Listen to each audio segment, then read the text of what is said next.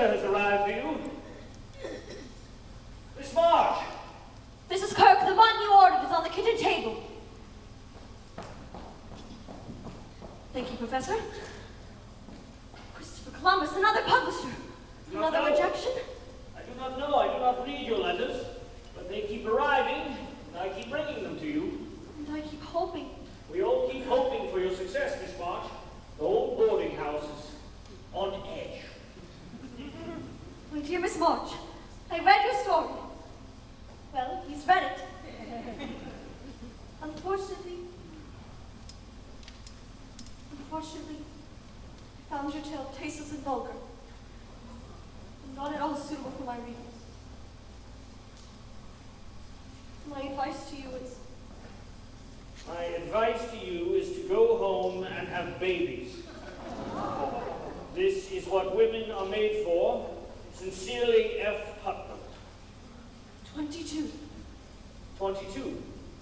22 rejections since I've been in New York, and they all say the same thing. Go home. Give up. F. Putnam is an idiot. His words are stupid. F. Putnam is one of the most powerful publishers in the city. You must not lose faith, Miss March. There will be someone who will like your story. I'm certain of it. Professor Bhaer, is it all right if I read my story to you? I so respect your opinion. Of course. Actually, it's one of my best. It's a mean and stormy night. The moors are bleak and bloody, thunder claps, lightning strikes. The fair Clarissa, her clothes in disarray, race across the wild and coastal heath. Now she stops. Now she runs. Will she escape? Will she be caught? With bold determination, the villainous aristocrat Baxton Pendergrass lurches for her. There's no escape. She's but a child, and yet she turns to fight with eyes ablaze. His stolen love meets his gaze, unafraid. She will not be defiled. Keep away from me, you wretch! I cannot keep away. Your beauty draws me. Your passion ignites me. I've got to hold you. I will have you.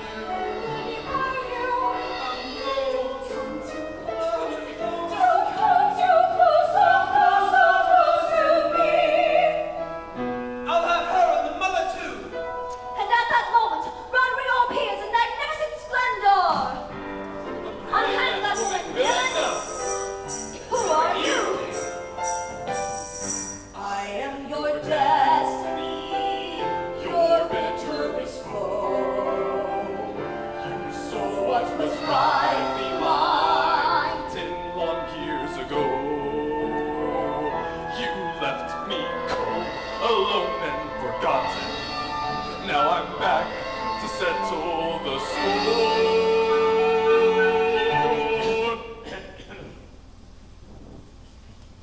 Tell me, Miss March, what is it you are writing here?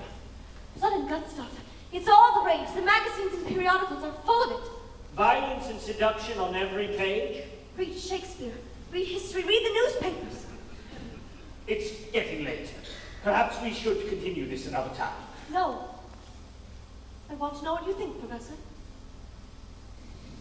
Blood and guts stuff. What you think the world wants to hear? If I have noticed nothing about you, Miss March, I have noticed that you are unique. Something that I think you should try not to forget. I think you could do better. Better? And who are you anyway, an aging German professor close to 50? I am 34. 34, really? Well, you look a lot older. I worry a lot. And just what do you worry about? How to avoid a conversation such as this. Now I shall go to dinner. Miss March, since you arrived here, 6 weeks now, is it? You shout, you rant, you disturb the whole order of this boarding house. I am a calm and peaceful man. Oh, you're aloof, you're arrogant.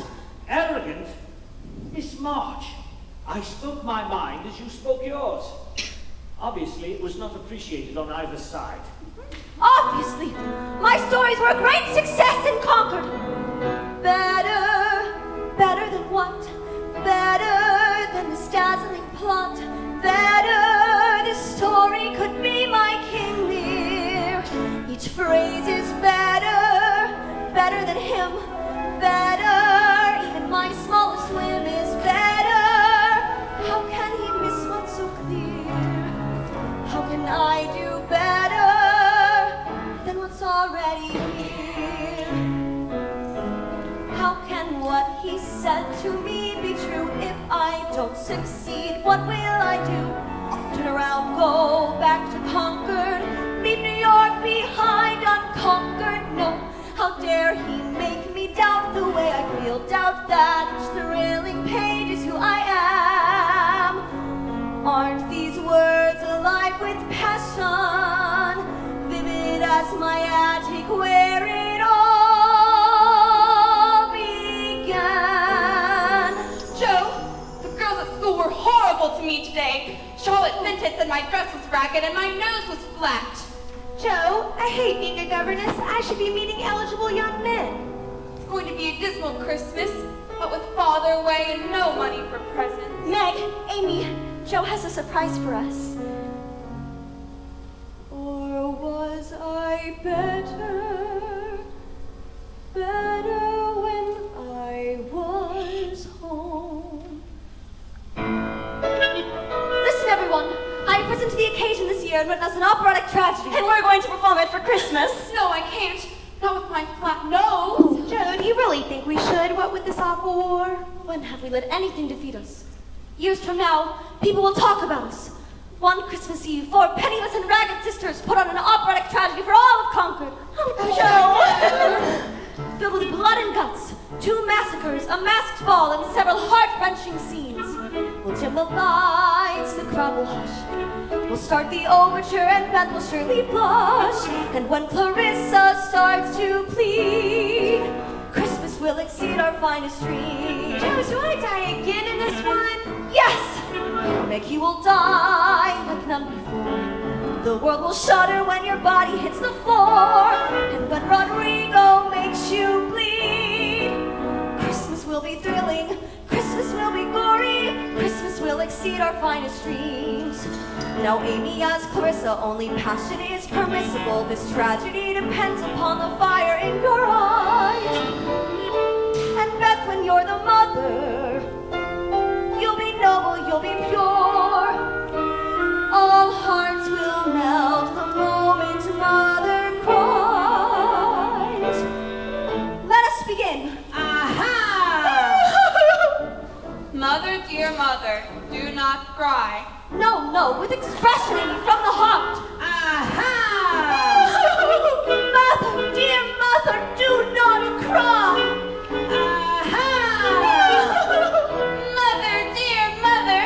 Joe, I am teased and ridiculed at school, and all that concerns you is your silly little tragedy. I know you're tired, I know it's hard, but we will triumph when Rodrigo yells on guard. Success is guaranteed. Christmas will be thrilling, Christmas will be gory, Christmas will exceed our finest dreams.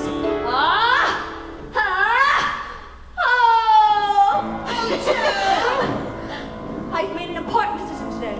As you all know, I've been writing stories forever.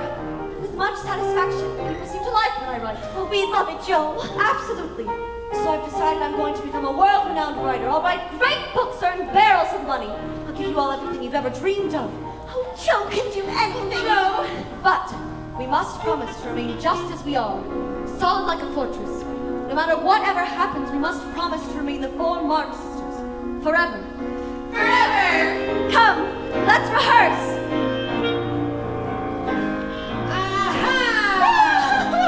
Mother, dear mother, do not cry. I've got my boots and hat, my mustache is pink, there's sweet song. My success is guaranteed. Some Christmas, I'll show them all and know it's holy. All my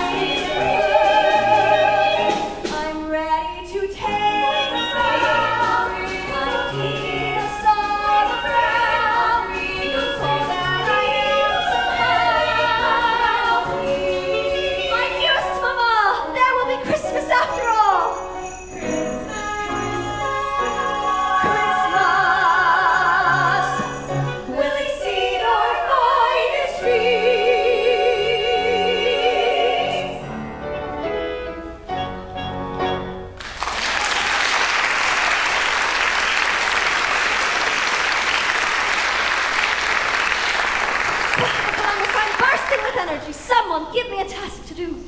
I want you to bring Father home. I shall write President Lincoln tonight. Another. I want you to get me invited to Annie Moffat's St. Valentine's Day ball. Oh, I'll wring her bloody little neck if she doesn't. Another. I want you to get us a Christmas tree. Rodrigo will chop one down immediately. Where?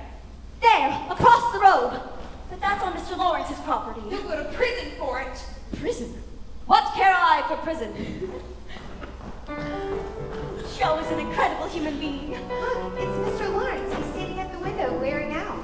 He looks sinister. I think he looks sad. Well, I would be sad living in such a house. Has anyone ever been inside? He never let any of us in. I heard he's a very angry and bitter man. Joe's gonna get us all into deadly trouble. Well, we notice a family with a criminal sister. What criminal sister? Marmee! Marmee, you're home! What's happening here? Joe's written us an operatic tragedy. And she's invited all of Concord to come see us perform it. And I'm the mother in it. And I die in it, but it's a beautiful death. Oh, it sounds And wonderful. I play Clarissa, who's very sweet. Oh, Marmee, it's Joe's best. Come, tell us about your day. Well, we need socks and blankets for the Soldiers' Aid Society. And a letter came from Father. A letter from Father? Read it to us, Marmee. Where's Joe? She's outside. Oh, do read the letter, Marmee. We'll wait for Joe. She may be ours. I want to hear all about the things you did today. Well, Well, I baked the well, chocolate you biscuits, did and then I really cleaned the cool. piano. Marmee, Rodrigo has returned! Joe? Marmee, Where did you get that tree? I borrowed it from Mr. Lawrence. You didn't. I took it for us, Marmee. Well, you'll take it back immediately. Take it back. That's like bringing back a chicken after you've chopped its head off. do let us keep it, Marmee. It's Christmas, Marmee. No, destroying someone else's property. Well, we could give it to the Hummels. They have so little. Okay, we'll give the tree to the Hummels. Now, what about Mr. Lawrence? What about him? Mr. Lawrence. Yes, Mr. Lawrence. You! Me? You chopped down my perfect Douglas fir. I should have you arrested. I'll make it up to you, sir. How? With I'll what? plant 6 more. 12 I'll chop your firewood for a few days. weeks. And I hope that this never happens again. You've ruined my day. He loves his trees. I'm Theodore Lawrence III, but everyone calls me Laurie. I've come to live here in Concord. I can play the piccolo, I can sleep standing up, and once I won a medal at school for holding my breath nearly 3 minutes before passing out. I think it was terrifically daring of you chopping down grandfather's cherished tree. Well, goodbye.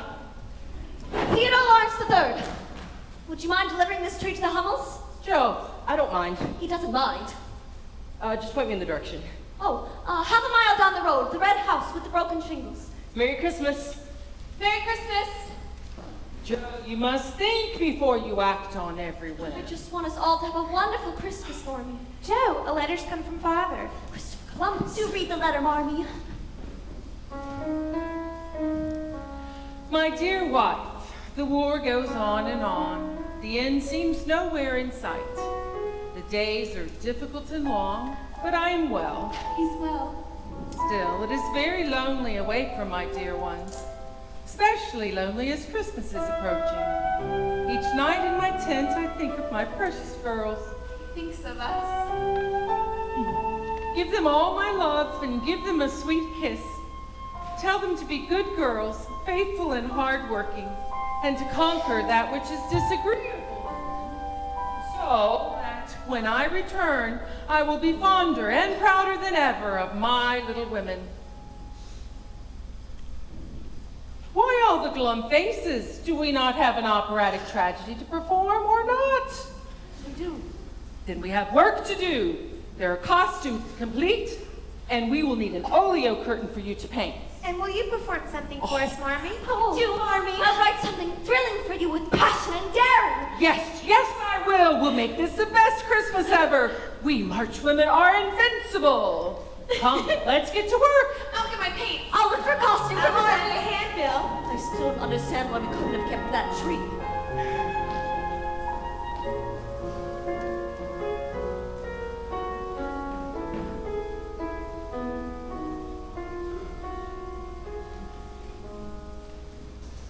My dear husband,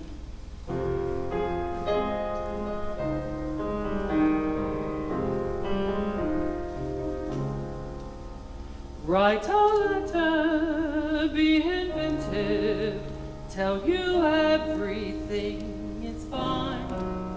Be attentive to the distance, send my love with every line. Every word should bring you closer and caress you with his tone.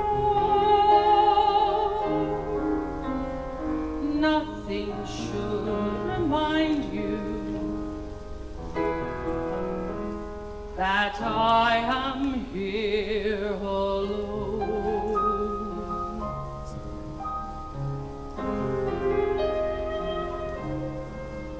I can't tell you what I'm feeling. I can't talk about the war, how the pealing of the church bells brings the battle to our door. I don't know which part is harder, what I know once and know, or raising little women when I am here alone, counting days, praying for news. Is this a life we meant to choose? Do you know how much I miss you at this hour of the day? How I wish you were the twilight, come to take my fears away. Can I manage for young women? I'm not certain I know how. Will I be there when they need me? Do I fail them even now? I wish that you were with me. Wish that I could bring you home. The night seems so much longer now that I am here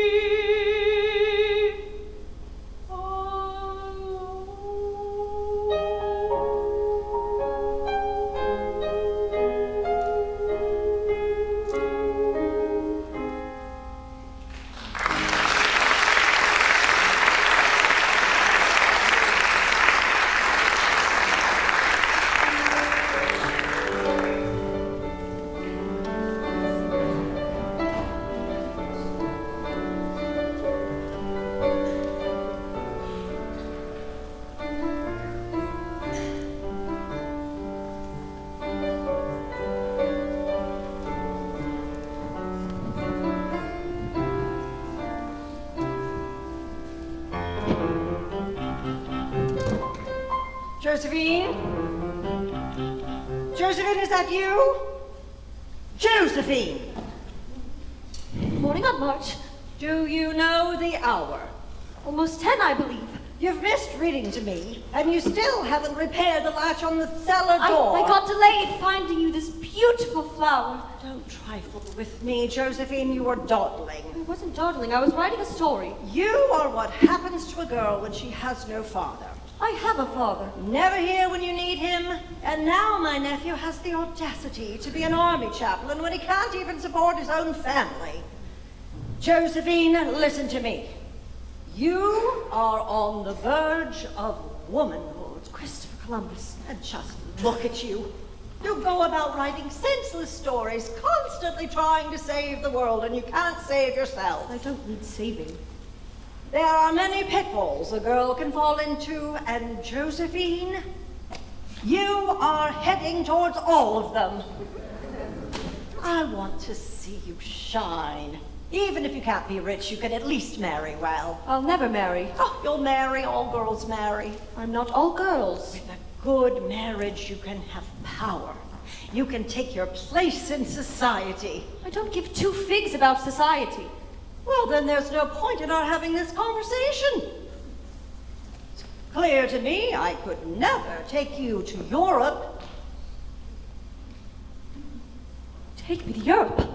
It's an idle thought of mine. Do you know how important it is for a writer to travel? It's been a dream of mine, Aunt March. We earn our dreams in this world, Josephine. It's foolish of me to think you could ever change your ways. I could try. You could never bend your will. You could never follow through. You could never bite your tongue, though your tongue may split in two. If you want to live your dreams, these are things you have to do. How could you change? You can't. Not you. I could try. Could you practice self-control? Could you possibly be shy? Could you wear a corset tight in the heat of mid-July? These are rules you must obey, every one which you defy. You'll never change. You won't, that's why. Yet somewhere deep within my heart I do believe you could captivate the world. If you could change, there is so much you could achieve. In time you could succeed and travel very far indeed. You could be beguiling, Charming. Me. someone well-mannered, a model of grace. Learn the art of smiling. That could be hard. It isn't very hard for someone full of dreams like you. If you work, you'll find there's nothing you can't do. So if I change, we'll go to Paris. Change completely or don't waste my time. If I change, we'll stop in Antwerp. Gracious living will make you sublime. If I change, you'll take me to Zurich. Every city from Dublin to Cannes. Surely, with your guidance, I could learn to use feminine wiles with Elon. I could be beguiling. I could learn to charm a donkey for the chance to see the world. Learn the art of smiling.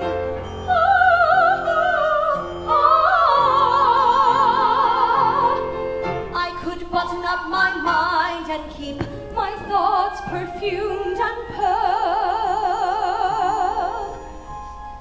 Yes, I surely think I could. If you could, that would be good. There's nothing that I wouldn't suffer to see the world.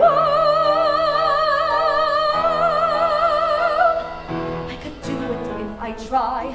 I could do it by sheer will. All you have to do is work to acquire any skill. These are things a girl must do when she has dreams she must fulfill. Change how you walk and how you talk. Change how you think and how you are. I'll hold my breath, I'll hold my tongue, do what it takes to travel far. Would you? Would you?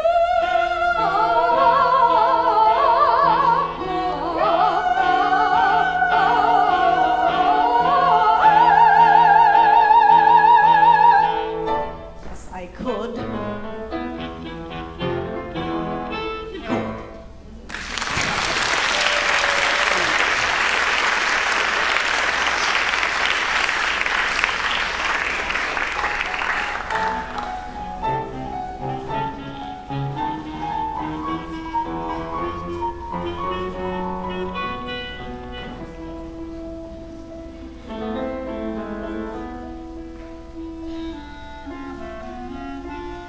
Girls, it's getting quite late. Oh, wait, you see them, Marmee. To think my two oldest daughters are attending their first ball. Next year, it will be you, Beth. Me? You think so? Meg, I can't go. Meg, why not? Look at me. Every girl in Concord my age has been to a ball, and I've never worn a dress like this, anything like this. I wore that very same dress to my first ball, and it didn't half so good on me as it does you. Margaret March, you have been dreaming about Annie Moffat St. Valentine's Ball for months. You can't walk away from it now. I'm not built for gowns. You look very alluring. I think the word is alarming, Marmee. Meg's the beauty. Look at her. She'll be the most sought-after girl at the ball. She doesn't want to go. Meg. What will I do if someone asks me to dance? Just smile and say, I'd be delighted. Delighted, Then offer him your hand. delighted. Delighted, now let him take command. I'm hardly delighted. You're dancing like a candle. No, I cannot dance tonight. I'd be delighted. Then you go. The music is entrancing, exotic, hypnotic, The sound of men romancing. Delighted, delighted, and some of them are glancing. People everywhere, elegance to spare. how can I be sure they'll like me when I'm there? I can see you dancing all night.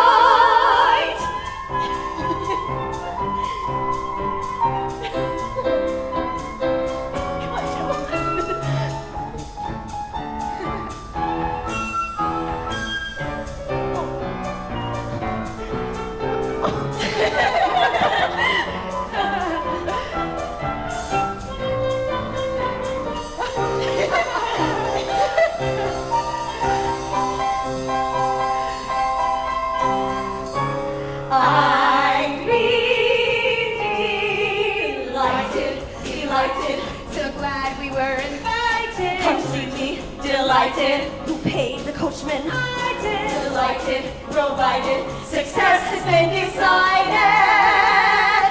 Delighted,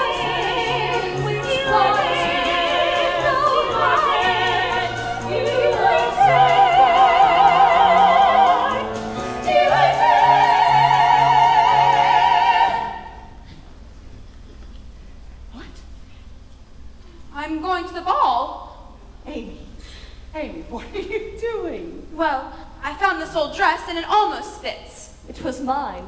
I know. All it needs is a very pretty sash. Besides, why shouldn't I go? Because you weren't invited.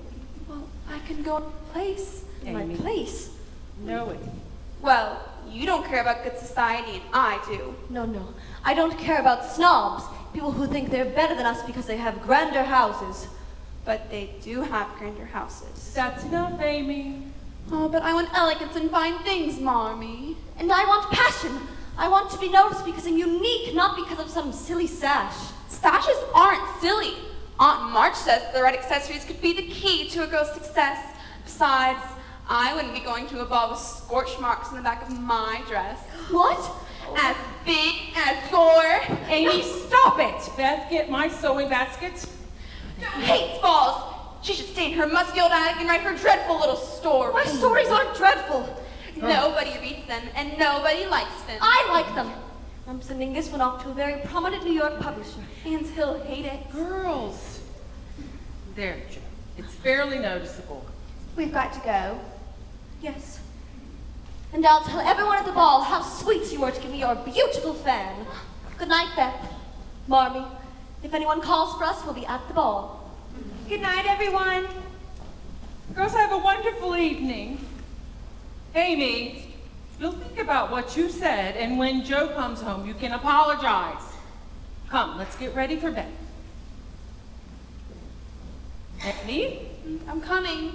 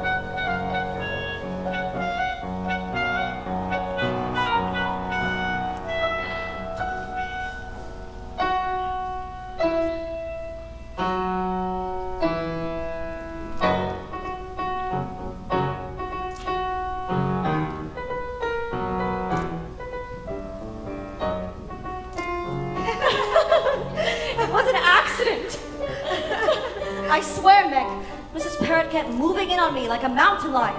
She had this gigantic ear trumpet. She kept shouting at you, "What's that you say, my dear?" She's deaf. She got so close I had spilled my entire glass of punch on her. Oh, Joe. And then Annie Moffat came up to me and said, "Sally, may I be of help, Sally?" Sally, who's Sally? I think it's her dog. I have to box her ears. No, Joe, don't do that. Let's take a few moments, go back in. As nothing has happened, our heads held high. Yes, you're right. As a young woman who's about to go abroad and do amazing things, I shall return elegant and poised, brimming with confidence. I shall sit grandly. Christopher Columbus! Excuse me. You? Me. What are you doing here? I passed out. Too much dancing, I guess. Too much punch, I'd say. Laurie! Laurie! Ah, Mr. Brooke, I've been looking everywhere for you. Your grandfather will be furious. He wants you to meet some important people. But I have. These are the March girls I've been telling you about, the ones from across the way. This is Meg, right? Yes? And that's Joe. She cuts her firewood on occasions. This is Mr. John Brooke. He's a scholar from Boston. I'm Laurie's tutor.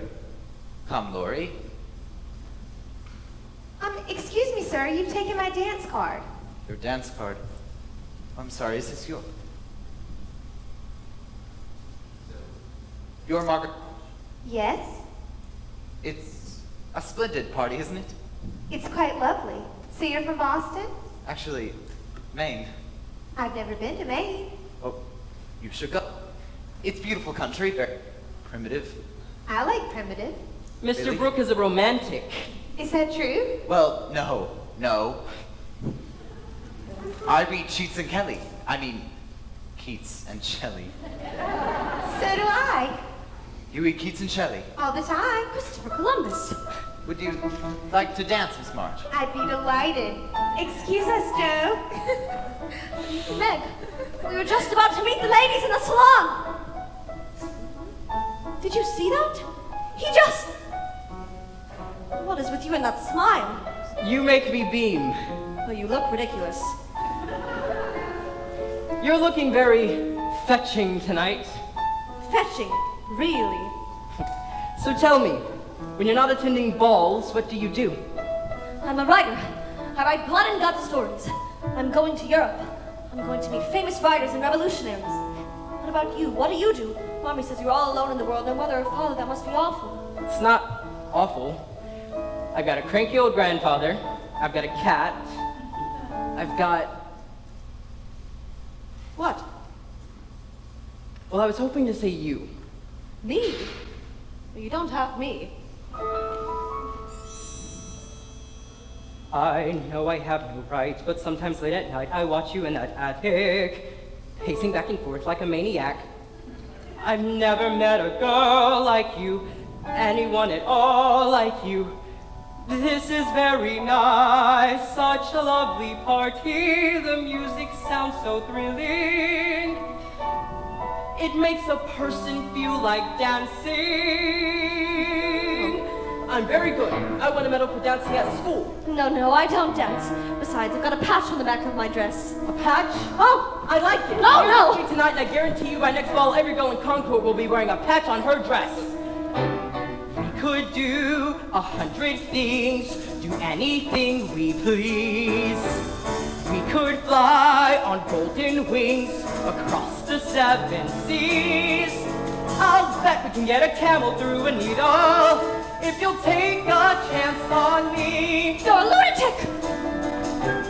We could catch 1,000 stars and stand them on a pin. We could leave from here to Mars and make the planet spin. If you want to do all the things you've ever dreamed of, come and take a chance on me. We could be such friends. Friends are never lonely. All I know is books. Books are solitary, but I see you every day. How you live in your own way, and you make me want to dare to take a chance on you. All right. We could box I won a medal for boxing at school.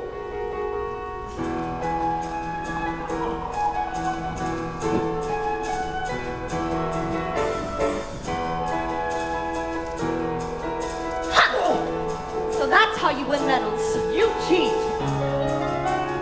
We could live a million dreams, but only if we dare to win. We could go to such extremes. There's so much we could share. We'll circle the world doing all we've ever dreamed of. And I'll see you every day. And we'll live in our own way. We'll be the best of friends. When you take a chance on me.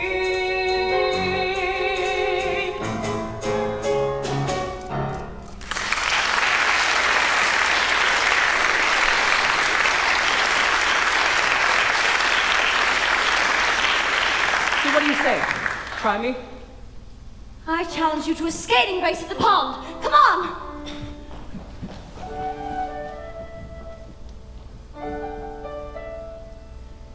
We'll circle the world doing all we've ever dreamed of. 'Cause you'll take a chance. Yes, you'll take a chance. Finally take a chance on me.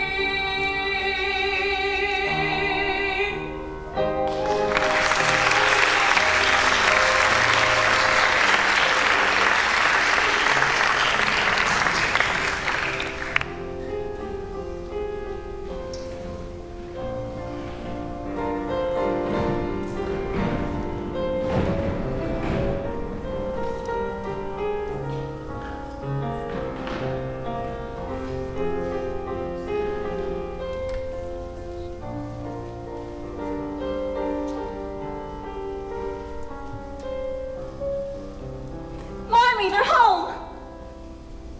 Meg? Meg! Mrs. March, we were dancing and the ankle may be sprained.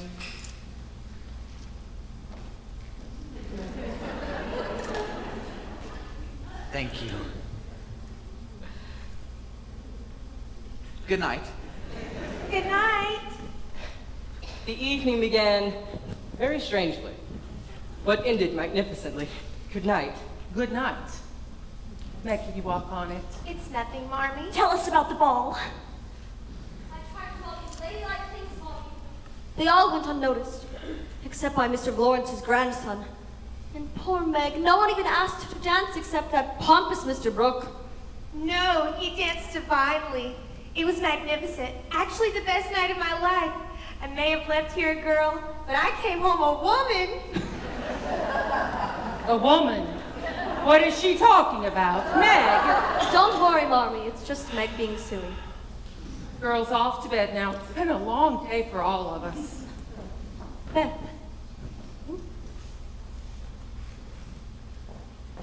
A truffle.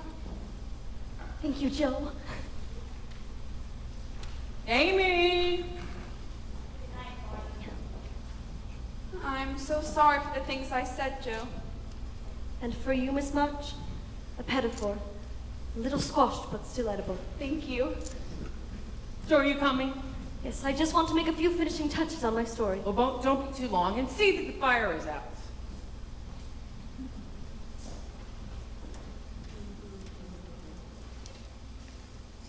No.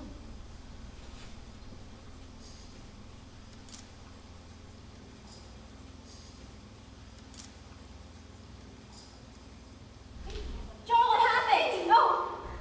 Amy, where are you? Joel! Amy! Joe, what is it? Amy, where? What have you done? Nothing. I was working on those stories day and night. I burned it. You what? And I'm glad I did. I have to Girls, stop it! Back to bed, now!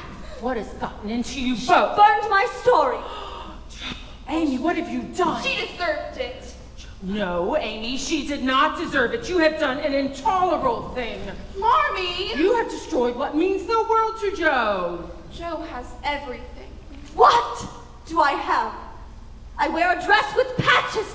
I write a story that my sister burns. could have given me the invitation. The invitation was meant for me. Your time will come, Amy. My time will never come. I'm always forgotten. I'm always last. I'm never invited anywhere. I have nothing special. Amy, that's enough. Both of you, look at me. I can't demand that you love one another, but I do demand that you live together with respect. I hate the way I look. I hate the stupid nightgown. It was mine. Well, I want something that's mine. And I'll take back that fan. I'm so sorry. It's all right. It's not your fault. Although you did give birth to her. Can't you see? She just wants to be like you. She wants to have what you have. She's just a child. She is not just a child. She's a demon in a child's body. Joe, if I could bring the story back, I would. My writing is everything to me, Marmee. It's my passion. It's who I am. Her passion is still in you. Believe me, Joe, it's still there. I'll never forgive her.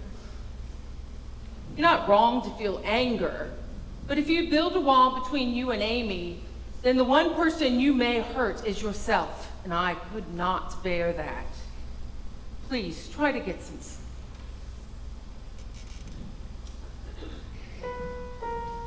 I can't sleep. I won't. I will never fall asleep again. Not for decades, no, not even then. My life was in this story. How could she be so cruel? How can so much be lost so easily? I wrote my heart out, this does not seem fair. I'll rage until I'm withered. I'll grow cold and bitter. Carlotta.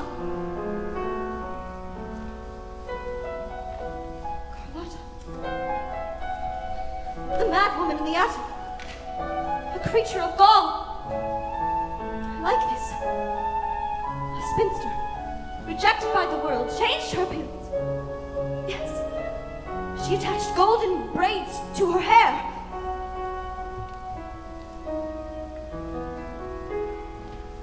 How long has it been snowing? Joe! Joe, come skating with me. The pond is still frozen enough. The ice is magnificent today. Joe, come on. Laurie, I'm finishing a story. Finish it later. Come race me. I want to win one race before the winter's out. I'll give you 2 minutes. 2 minutes? And I'll still beat you.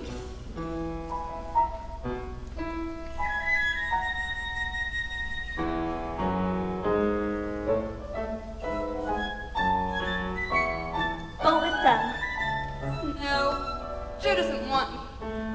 Go anyway. She hasn't talked to me in 3 weeks. I drew her this picture with her beautiful hair, and she just ignored it. Besides, my ice skates don't fit me anymore.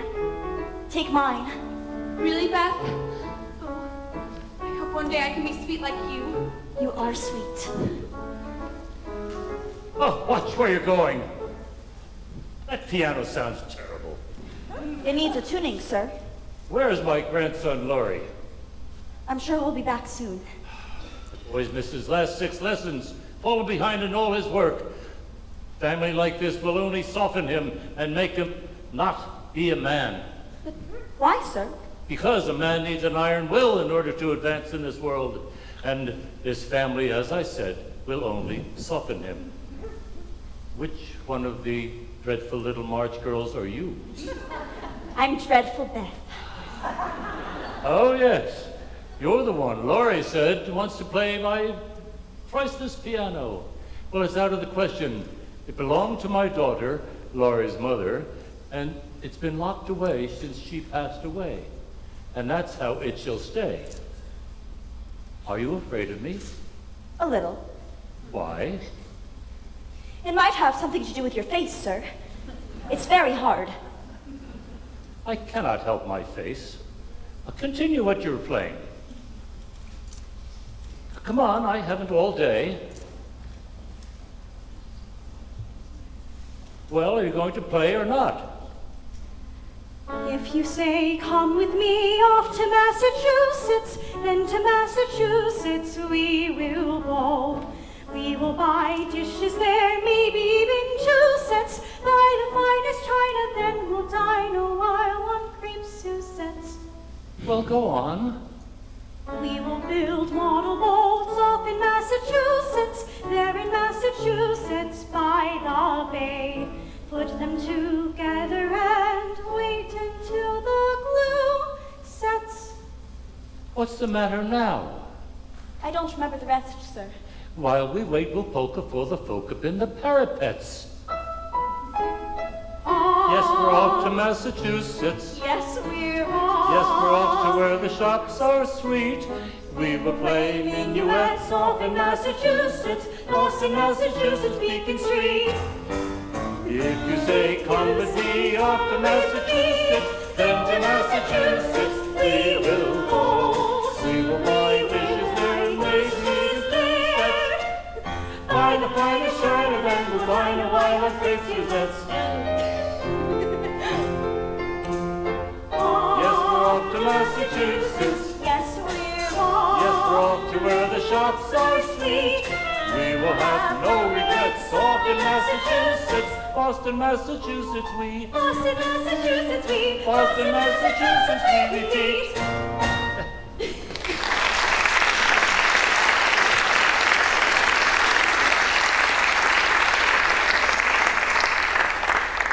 Well, goodbye. Goodbye, sir. Come to my house tomorrow and see me, and I'll find the key to that old piano, and we'll see if we can make some music out of it. Will you come? Yes.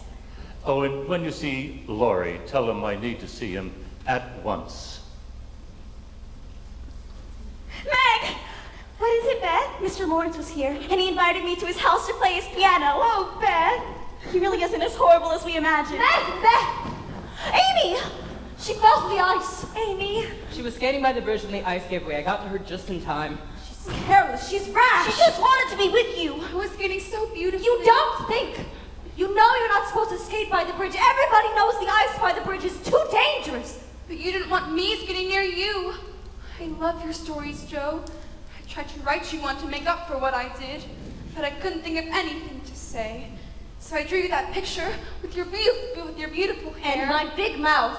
And you just ignored it. You don't think. If it wasn't for Laura, you could have been killed. Maybe it would have been better if I had. Amy, you must never speak like that. When you fell through the ice, all I could think was I could have lost you. Go on, Joe, forgive her. Look how much she's changed. See her I think sweet she side. deserves Everybody, stop it.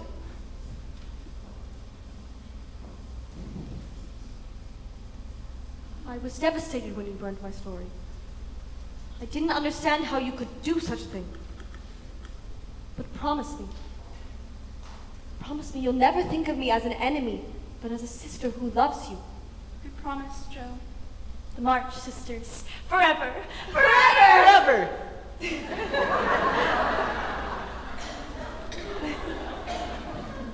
Laurie. Laurie, who saved Amy and made this day possible. I want to declare before everyone, before the world, that on this day of forgiveness and joy, that you, Theodore Lawrence III, who has valiantly lost all contests to me, I declare you our brother, the brother we never had. Joe. Swear to us your greatest oath of loyalty, an oath as dazzling as your charms. I swear to follow you like royalty. Come wear our royal coat of arms. From now on we are joined, and we shall not be parted. From this day on it's all for one, and one for all for life. We'll live like musketeers. Together we'll prevail. There'll be 5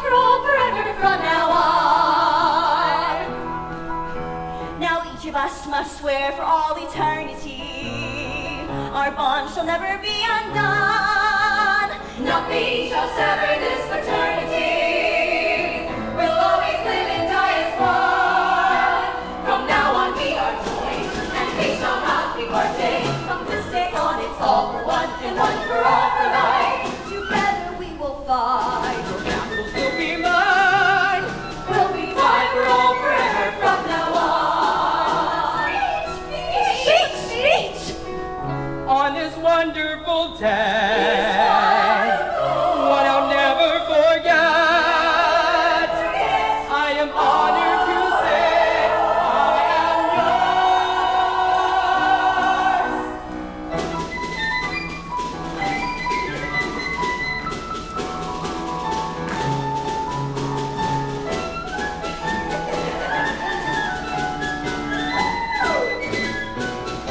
From this day on we swear that we shall not be parted. From this day on it's all for one, and one for all for life.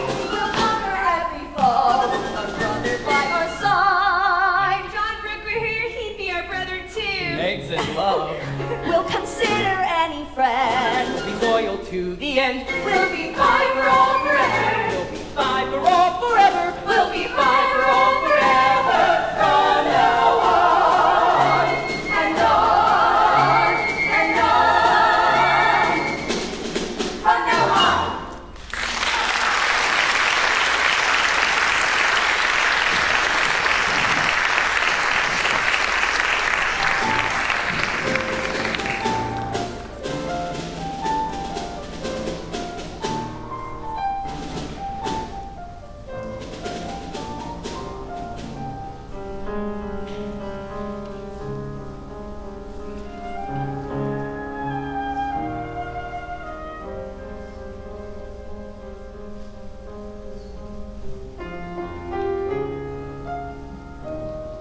Now, Mrs. March, we must hurry if you want to get to the station on time. Amy, darling, are you ready? Aunt March will be here soon. Miss March, we must, you don't want to miss your train. We must leave. I'll need a few more minutes. I'm waiting for Joe. Please tell me I'm doing the right thing. Of course, you're doing the right thing. I just have never left my girls before. Your husband has pneumonia and needs you with him in Washington. I just feel like I'm being torn in two. One part of me here, the other part. I'll look in on the girls every night. Thank you, Mr. Lawrence. My pleasure. I'll just take, I'll just this to the carriage. Good morning, sir. Oh, good morning, Beth. I prepared you a basket of food. Thank you, Beth. Amy's almost ready. She's packing up half the house. Where's Joe? I sent her to Aunt March's hours ago. She should have been back by now. I'll go look for her. Here's the shawl Father loves so much. Marmee, please don't make me go to Aunt March's house. It scares me. Everything's so old in it. Here, I drew this picture of you with apple blossoms in your hair. It's for Father. Is he going to die? No, Amy, I'll see to it that he recovers. Go get the rest of your things.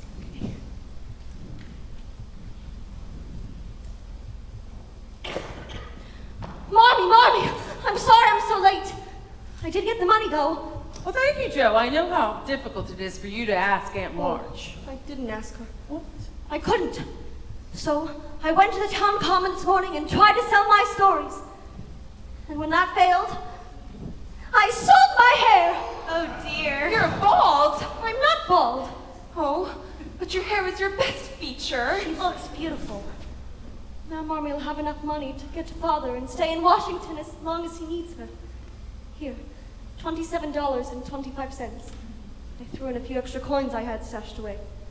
You shouldn't have done this, Joe. I'm so Disappointed. proud. It's a very courageous thing to do. Thank you, Joe. Oh, Miss March, the carriage is almost ready. Joe! Well, you look different. Miss March, we must get to the station. But I guarantee every girl in Concord will be wearing her hair just like that. Laurie! Come, let me hold my girl. I feel awful. You've never been parted before. I'll take care of everything, Marmee. Don't worry.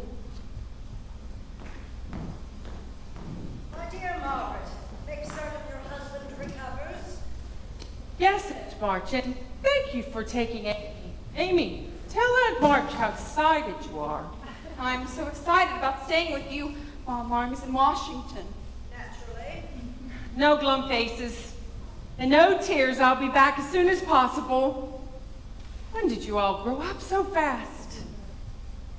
And you'll tell Father how much I miss him and love him. Goodbye, Aunt March. Josephine! What have you done? I sold my hair so Marmee could have a safe journey to Washington. You did what? I told you if you needed money to come to me. I was hoping to earn my own money. Cutting one's hair and selling it like a beggar is not an option for a lady. You look like a short sheep. Have you forgotten our contract? No, I'll never forget it. Traveling, seeing Europe, Paris, London. You don't hold up to your part of the bargain. Why should I hold up to mine? I've tried to hold up my part of the bargain. I went to a ball. I practiced my manners. I read books on etiquette. I rehearsed dancing with Meg. I've got a fire in me on March. Well, let's just see how far this fire takes you in life. Let's see what doors this fire opens. Let's see what society makes Oh, of this. to hell with society! Josephine! We don't live for society. We live for what we have within us. We live for passionate exchanges. That's enough. You think you know everything and you know nothing. And as for Europe, you can forget it. Europe is meant for someone with a little more Aunt March, understanding please. than yours. The subject is closed. No. No, the subject is not closed. And if it is, I open it again. I'll go to Europe. I will. I'll go to Europe if I have to swim there. Hello, John. I like your haircut, Joe. And my hair will grow back. Then who is this man? He's Laurie's tutor and a friend. Well, tell your friend his visit should be brief. They can collect your things. I'll be ready for you in the carriage. Yes, Aunt March. Plans for you. John, what have you done? I've enlisted. I couldn't stand by any longer. Your own father's in the Army hospital in Washington. I have friends who will never return. When do you leave? Tonight. Meg.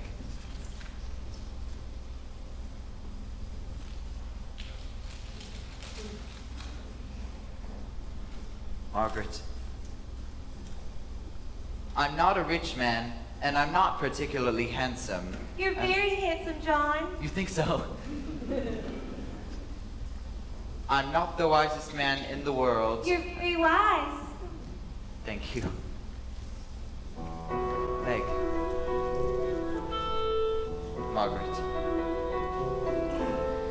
If you could find it in your heart, if you could love me as I love you, if only you'd care while we are apart, I would be rich, I would be wise, I would be more than I am. Wait for your return. Wait while you're at war. If you will wait while I am gone, if you'll imagine me here with you, if only you'll care as I carry on, then I could be strong. Where must you go? I could be brave. I would be more than I am. If you will say you love me enough to marry me, I will come home and love you for all of my life, and I will be more than I am. Say yes, make me more than I am.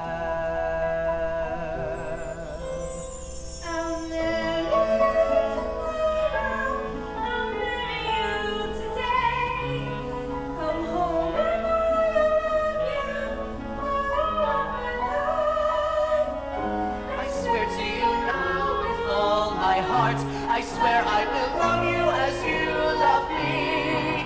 From this moment on, though we'll be apart,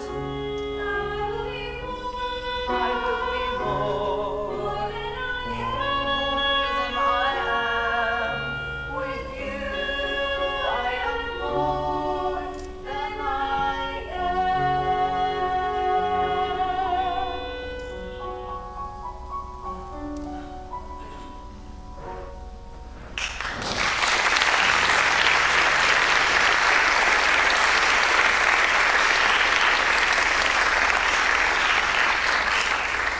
I'll write you every day.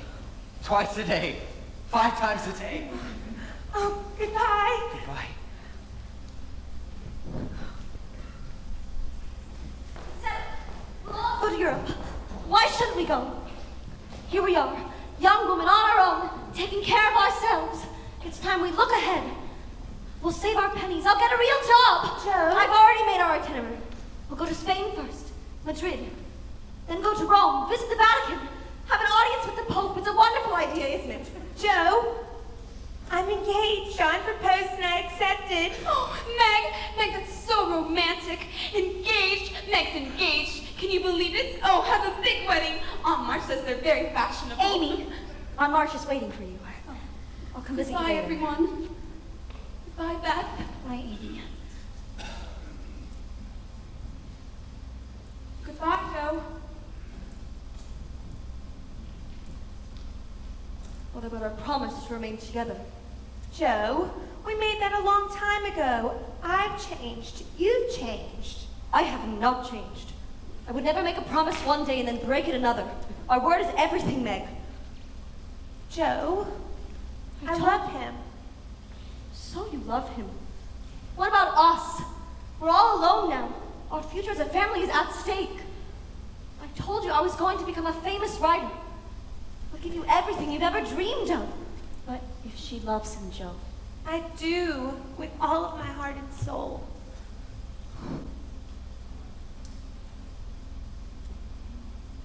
I've lost Meg. You haven't lost Meg. I've lost my trip to Europe. You'll find your way there someday, Joe. I know you will. You can do anything. You can make the clouds disappear. No, but it's you who makes the clouds disappear. Come, walk with me. Tell me all about your adventures today. Well, I sold my hair. Yes. And before that, I went to the town common and shouted, "Joe March is here!" And when nobody responded, I recited my story. Carlotta, the mad woman in the attic, a creature of gall, a spinster, rejected by the world. Hunger for blood rose from the dark. Joe! Joe March! Her eyes were beady red, her hair ghastly white. Joe, it's your best friend, Theodore Lawrence III. And her fingers clutched with rage as she went into the wretched night. Oh, Christopher Columbus, it's so good to see you! I've not seen you in weeks. Where have you been? I was in Boston. I have dreadful news. What news? With the war over, Grandfather insisted I get on with my life. He's enrolled me in school. What? I got to college in time for the summer session. It's wonderful news. What's wonderful about it? Leaving the best friend I've ever had? I'll admit, it's going to be different not seeing you in Concord every day, seeing your silly grin. I don't want to go. But you must. College. It's a wonderful opportunity. I'd go there in a minute. I'd study everything. What do you need of schools? You're going to be a famous writer. Famous. I need to tell you something. Tell me something. Ever since the first day we met, do you remember that day? Of course. The day you topped on Grandfather's cherished tree. Of course. I knew then that you and I would be magnificent together. We are magnificent together. My sweet Joe. For weeks now, months even, this whole year actually, I've wanted... What was that? It was a kiss. I know it was a kiss. It was my first kiss. I thought about it a long time.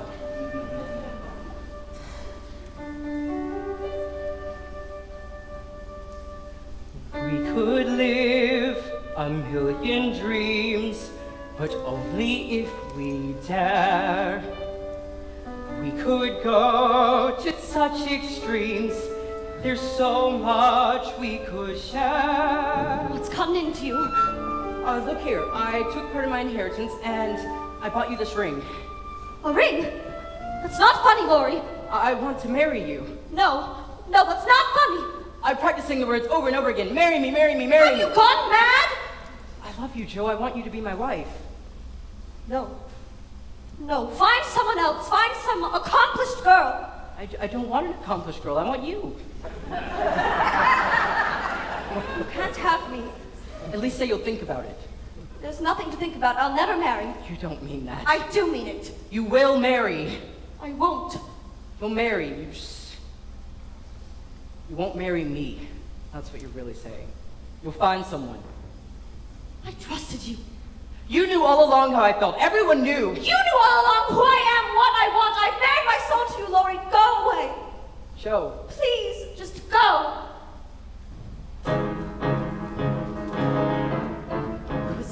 Who was he who has married me? With his ring and has married me. The nerve, the gall. This is not what was meant to be. How could he ruin it all with those 2 words? I thought I knew him, that he knew me. When did that change? What did I miss? A kiss, when I thought all along that we were meant to forge frontiers. How could I be so wrong? How I need my sisters here. If I can share my dreams, what were they for? I thought our promise was that we would never change and never part. I thought together we'd amaze the world. How can I live my dreams or even start when everything has come apart?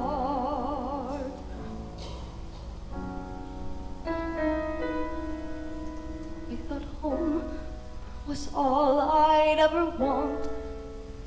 My attic, all I'd ever need. Now nothing feels the way it was before, and I don't know how to proceed. I only know I'm meant for something more. I've got to know if I can be astonishing.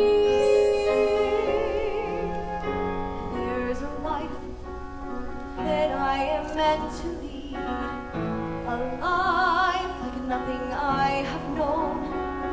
I can feel it, and it's far from here. I've got to find it on my own. Even now I feel its heat upon my skin, a life of passion, a life that pulls me from within, a life that I am aching to begin. There must be somewhere I can be astonishing, astonishing. I'll find my way. I'll find it far away. I'll find it in the unexpected and unknown. I'll find my life in my own way. Today, here I go, and there's no turning back. My great adventure has begun. I may be small, but I've got giant plans to shine as brightly as the sun. I will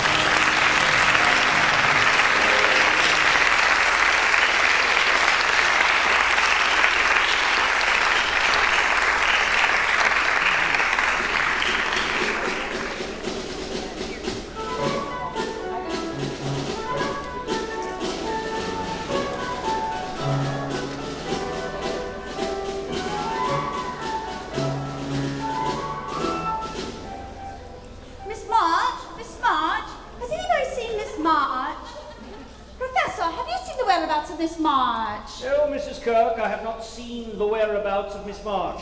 Helga, do we have sheets for the boarders? Since the war ended, people are coming from everywhere. Miss March! What is it, Mrs. Kirk? Miss March received a telegram. A telegram, Professor. She could have inherited a great deal of money. Or she could be an heiress. Or it could mean a terrible tragedy. There's no telling, is there? And as her good friend, I think you'd be concerned We are for not her. good friends. We are simply acquaintances. I see. You and others in this boarding house seem to be under the impression that Miss March and I share some sort of kinship. We have simply gone places together. The theater. Yes, I took her to see Hamlet. A pathetic tale that is. Very pathetic. And I have given her 3 German lessons. 3? That many? And I have taken her to lectures, to the park, to hear speakers. But Miss March hardly seems to know I exist. She is preoccupied. She rushes past me like the wind. Christopher Columbus, Mrs. Kirk, have you seen the professor? Right behind you, darling. Guten Tag. Guten Tag, Miss March. And a very guten Tag it is, Professor. I have amazing news. I came to New York on a dream. I knew it might take me a while, but all I've been hearing since I arrived is leave it right there on the pile. So today I woke up and decided it's time. Time to achieve, time to thrive, time to climb. Miss March, what is it? Sometimes when you dream, your dream is just a guess. Sometimes when you work really hard, you don't know if you'll ever find success. So I grabbed a story to sell and got ready to raise hell. So I marched to the door and headed right for the Weekly Volcano Press. Ah, Henry Dashwood. Now there is a man of taste. Dashwood was a fiend. He sneered at my distress. Tossed my story high on a stack, but I was determined I would progress. I said, sir, I'll wait while you read. But alas, he disagreed.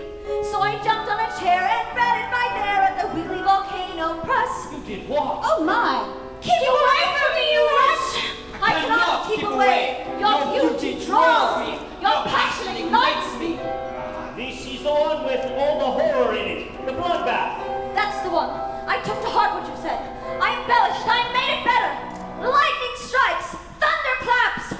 I've got to have you. I defy you. I will take you. Let me buy you. Let's go. Let's go. Let's go. Let's go. Let's go. Rodrigo appears in magnificent splendor. Unhand that woman, villain! Who are you? I am Your destiny. Your bitterest foe. You stole what was rightly mine long years ago. Run to the forest! Run! I can't. The forest is dangerous. My sister went in there and never returned. You must risk it. You must take the dark path. Your fate awaits you there! You will never escape me. Hurry! On guard! Go now!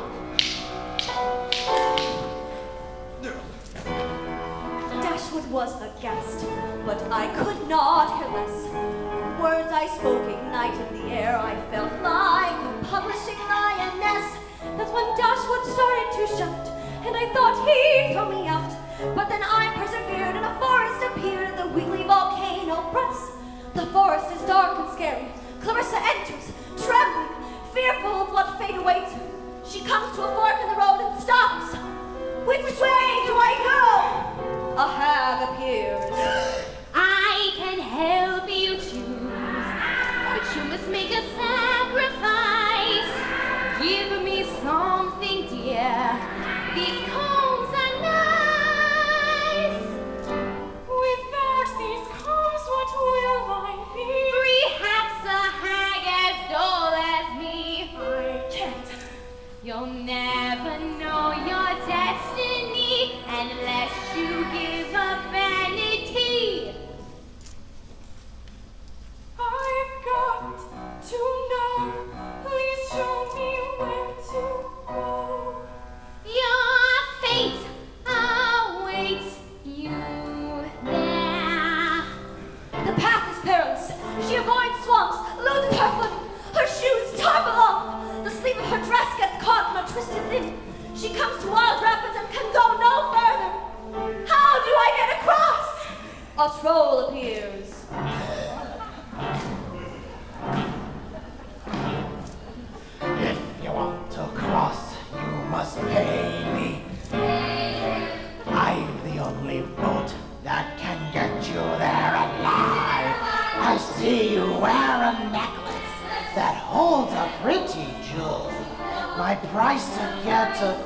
is what you're wearing round your neck, or how its glitter makes me chill. I've nothing left but this. My prospects are so bleak. You'll never know what wisdom is until you give up all your riches. Here, it's yours. Now show me distant shore. I'll take you to your fate. Sometimes when you dream, your dreams come true in extraordinary ways. Suddenly a day can seem so amazing, and sometimes when you yearn, you burn the air, and something is not the same. New was there. Stop, please. I cannot stop. Can you not give a tired old knight some assistance? I have nothing left to give. Give me your time. My fate awaits me. Can you not care for me? It's been years since I felt the touch of another hand.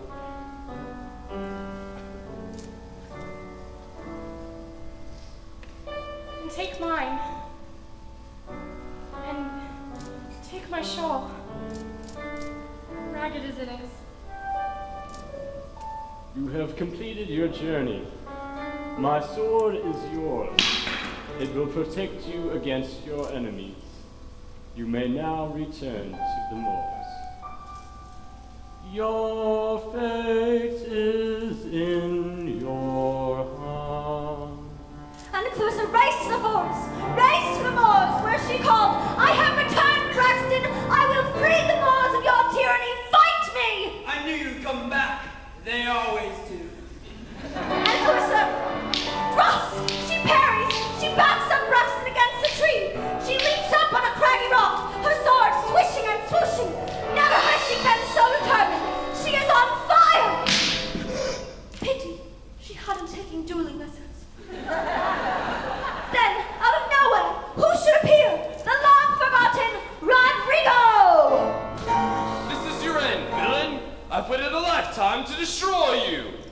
Who are you? I'm your worst nightmare, Braxton. I am Her sister! And then Dashwood got on his knees, crying, sell this to me, please.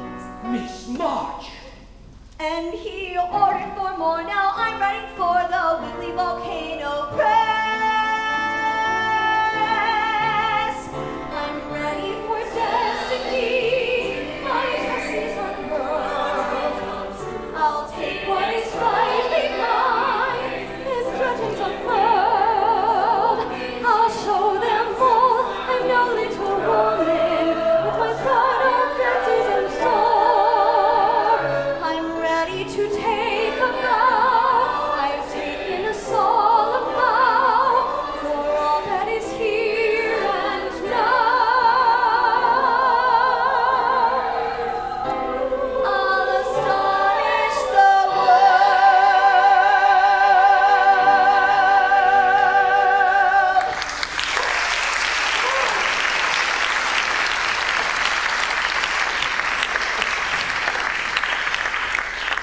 Congratulations, Miss March. I am, what is the word? Amazed. Flabbergasted. And delighted. Christopher Columbus, today I feel anything is possible. You were right, Professor. About what? Everything. I'm going to become a published writer. I'll make $15 and 25 more for my commission. You're rich. I feel rich. Do you dance, Professor? Oh, no. Neither do I, but today I feel I could. Oh, my. Yes, we should celebrate your success. Have you ever been to the Broadway Gardens? Were you asking me to dinner, Professor? No. Yes. I should like that. Miss March, in all the excitement, I forgot a telegram came for you. More good news, I suspect? Open it, Miss March. I will. Today I could start a revolution. I couldn't. What is it, Miss March? It is not good news. No. Dear God, no. It's my sister Beth. She's gravely ill. I must go to her immediately. Sorry for you and your family. Thank you. Thank you both for everything. Is there anything we can do? No. Miss March, tell your girls to keep reading. Please. I will. Thank you. Miss March, I should like to accompany Accompany me. you should not travel alone. I've traveled here alone. I am not afraid. Thank you, Professor. Miss March, you will return. Of course. And Miss March, wild look. Yes. I'll need good luck. Professor, your simple acquaintance is leaving you. Yes. Time to get up, Felix. Get your feet off the sofa.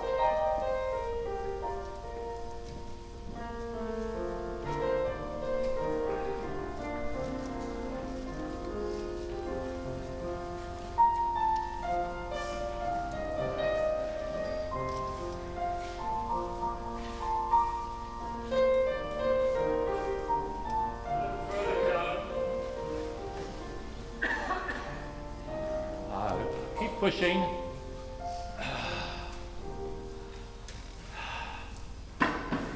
Heavy piece of wood, isn't it? Light as a feather, sir. Yes.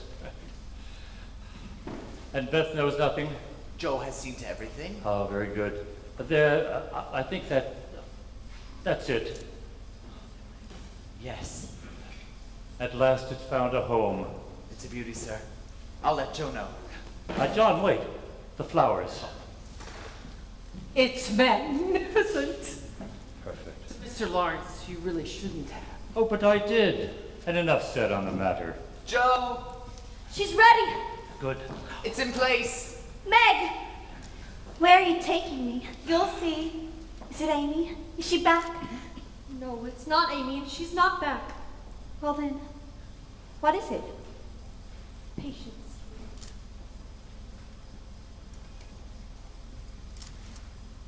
There. Mr. Lawrence? Over here. Your piano? No, Beth. Yours. Mine?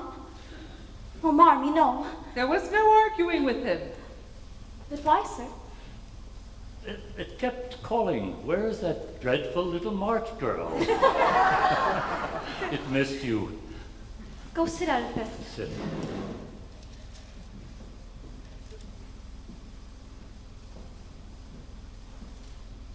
Play something for us, Beth. Yes, play something. Oh, I forgot to tell you.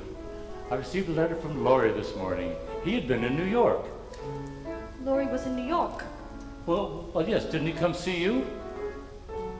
No.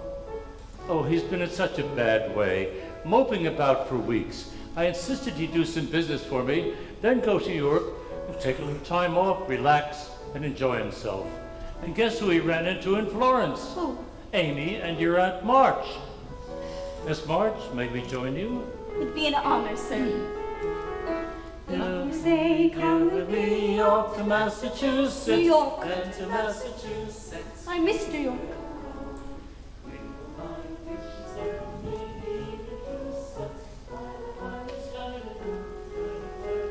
Dear Professor Bhaer,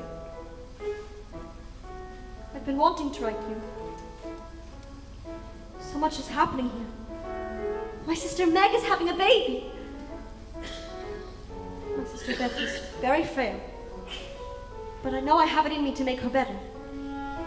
I've decided to take her and my mother to Cape Cod, to Falmouth, for a few days. Given all that is happening here, I don't know when I'll be back.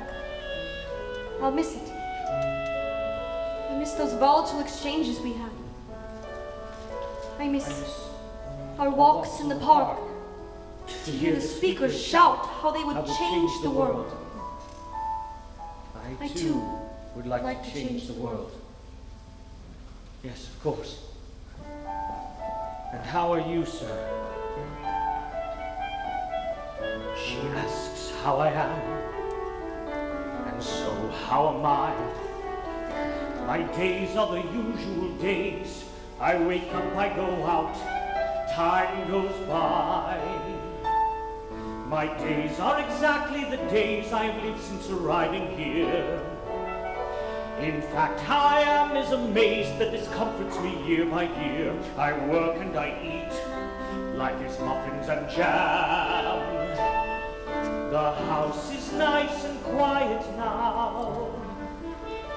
That is how I am. 5 years in these rooms, reading Hegel and Kant. My mind is devoted to thoughts on the meaning of life. What more could I want? So why is it lately I find I'm uneasy all through the night?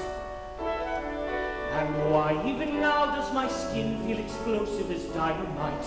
Why does my heart pound like a battering ram? How can she ask me how I am? How I am is fine. Dear Miss March, there is nothing dramatic or new to report. This will be short. Morning and evening I live in my usual way. On the day you return, you will see for yourself. Tell me, Miss March, are you happy so far from the clang and the beat of our turbulent streets? Quite often I think of our days in New York. But of course, since you went, I have been quite content. I wake in the morning and all that I hear is the absence of sound. Yes! My peace is disturbed as the ruckus is me, as my thoughts run aground.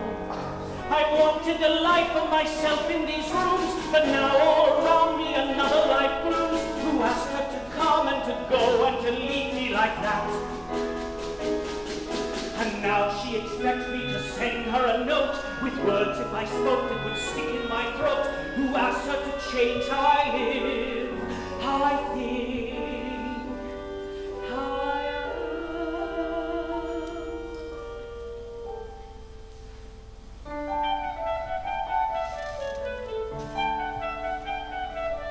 She asks how I am. How can I reply? I go through my daily routine. I give lessons, I wait. Time goes by. Yet lately I find there's pleasure in humming a silly tune. And some days I go to the park and I sit there all afternoon. Some evenings I swear I can hear a door slam. The house is far too quiet now.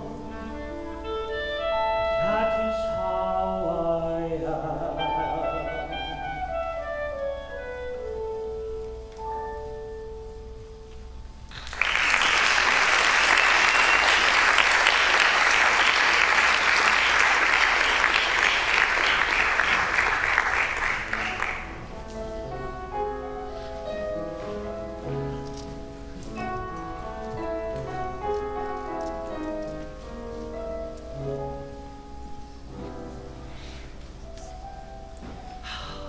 Marmee, it's so beautiful with the waves and all the shells.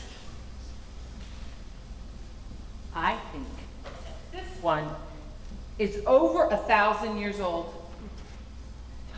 Listen, Beth. Remember how we used to just talk about coming to Cape Cod? Now Jo, with her wee literary earnings, as she calls it, has brought us. I'm so happy to be here with you. Promise me, whatever it is that has taken hold of you, you will continue to fight it. Kite! A kite for my Beth. And look at the tail. I told the man I wanted all the colors in the rainbow for my sister. That's the most beautiful kite I've ever seen. I shall leave you to. No, Marmee. Oh, I'll go write to Father a letter and tell him how beautiful the Cape is this time of year. I love you. I love you. This is a dream come true. Come, help me put this kite together. Tell me again about New York. It's a circus. A circus? Clowns, waltzing camels, dancing horses, some of them right out on the street. And museums and theaters, Beth, everywhere. And the women, are they shameless? Some of them. It's an amazing place, New York. I'm going to take you there. To New York. And we'll dine in the best restaurants. And mingle with unsavory characters. Joe, I have something for you. Marmee says this shell is over 1,000 years old. And I believe that once upon a time it had an amazing life. If you put it to your ear, it talks to you. What does it say? It says we grow up too fast. You're a woman of the world now, Joe. I'm so proud of you. When you were first born, not an hour old, I told Marmee, Beth is mine. Everyone has someone special in the world. And I have you, my sweet Beth. Give me a task to do. Let's pretend we're riding on a kite. Let's imagine we're flying through the air. We'll ascend until we're out of sight. Light as paper, we'll soar. Let's be wild up high above the sand. Feel the wind, the world at our command. Let's enjoy the view and never land. Floating far from the shore. Some things are meant to be. The clouds moving fast and free. The sun on a silver sea. A sky that's bright and blue, and some things will never end. The thrill of our magic ride, the love that I feel inside for you. We'll climb high beyond the break of day, sleep on stardust, and dine on bits of moon. You and I will find the Milky Way. We'll be mad and explore. We'll recline aloft above the breeze. Dart about, sail on with ease. Pass the days, doing only as we please. That's what living is for.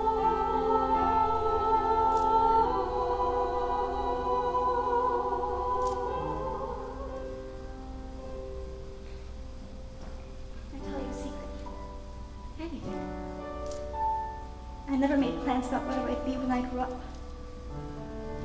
And I'm not afraid to die. The hardest part, Joe, is leaving you. You won't die. I won't let it happen. You won't. Some things are meant to be. The tide turning endlessly. The way it takes hold of me. No matter what I do. And some things will never die. Promise of who you are. Your memories when I am far.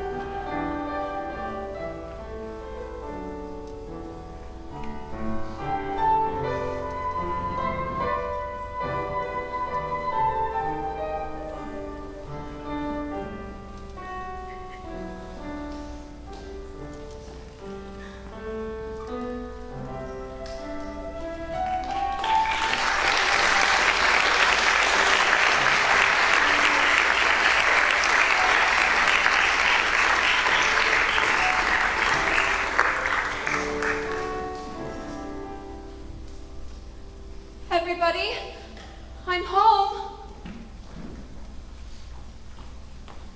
Look at this house. Marmee, Joe, We left it in shambles. It remains in shambles. Meg. Did you see the look I gave the coachman at March? His impertinence. He hit every bump in the road. One should always be civil to a coachman, Amy. We must respect those who have the reins until we wrench the reins from them. Yes, Aunt March. Joe! Marmee! And remember, Amy, you're a lady now. Oh, yes, Aunt March. I'm a lady now. Meg! When did this house get so small? As we grow grand, Amy, the world around us almost diminishes in size. Why, I have known people who will almost disappear before my very eyes. You're such a dear, Aunt March. Thank you for everything. I'll go see to that wretched coachman. Remember, Aunt March, respect those who have the reins. Very good. Amy! Oh, Meg, how I've missed you. Oh, look at you, Marmee! I can't believe it. You're a mother now with twins. Neither can I.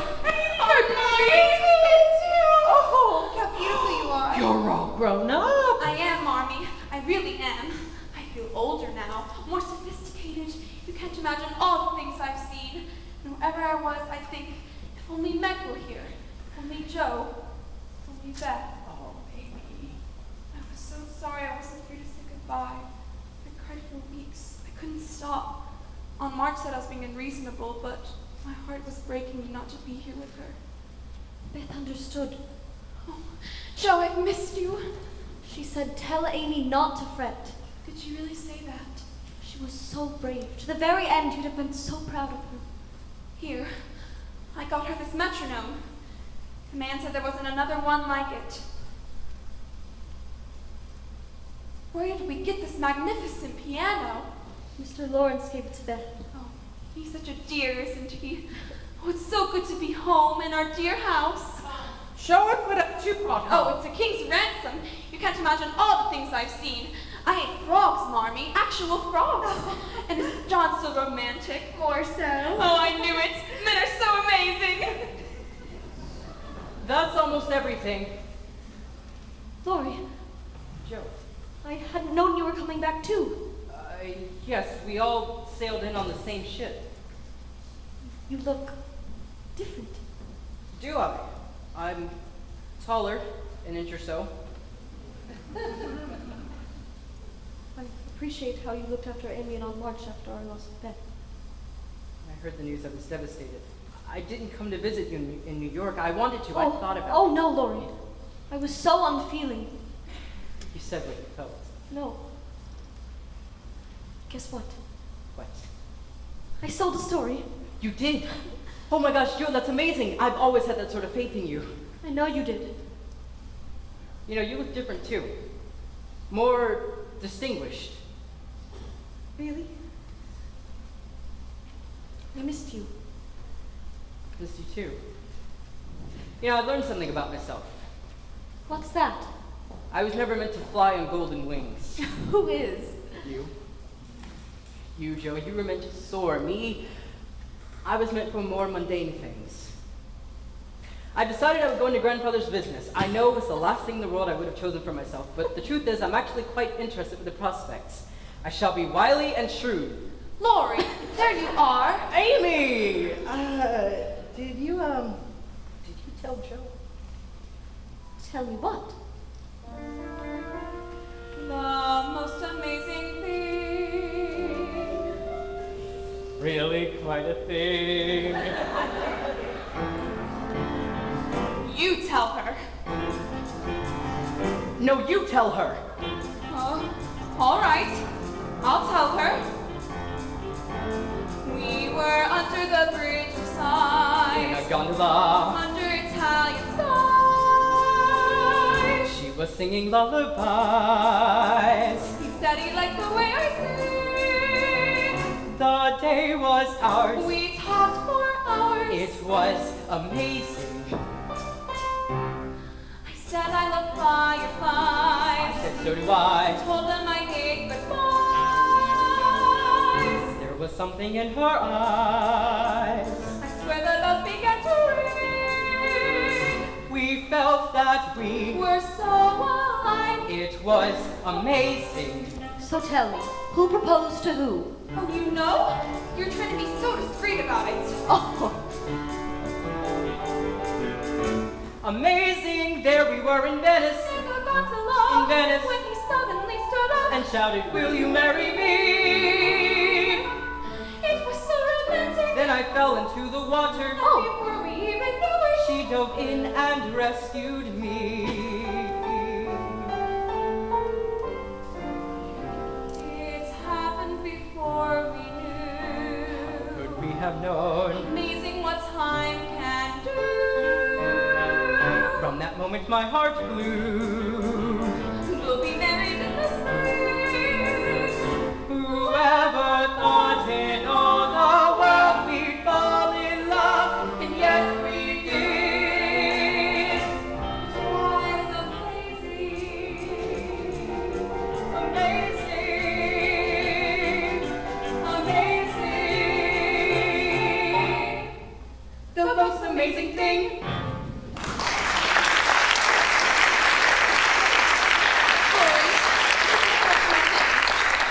She bought half of Europe. And I'll buy the other half on our next trip. And later, Aunt March wants to teach us about proper wedding etiquette. Laurie, welcome to the family. Thank you, Joe. I'm so sorry, Joe. I never meant for it to happen like this. I always thought of Laurie as yours. He was never mine. He's always been one of us. Here, I brought you something. It's a book of all my drawings, all the things that you should have seen, all the mountains and palaces. I want you to have them. Amy, I can't. Yes, you can, Joe. We'll be close. I will never change. Never. Amy. Thank you. These drawings are beautiful.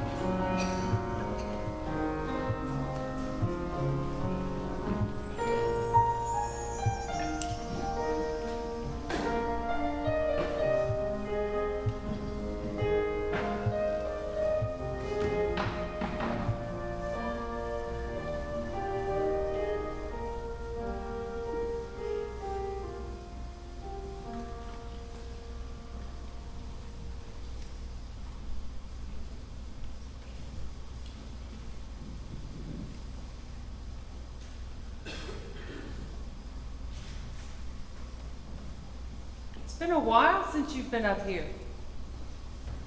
I know. The room needs good airing and dusting. I'll get to it. The attic used to be such a sanctuary for you. Whenever you were sad or disappointed, you'd run up here, bolt the door, and come back hours later, so full of life. Haven't seen that Joe in a long time. I can't write. I can't do anything really. You were right. In the past, I could always come up with something. I was always so good at that. Beth would say, Joe can make the clouds disappear.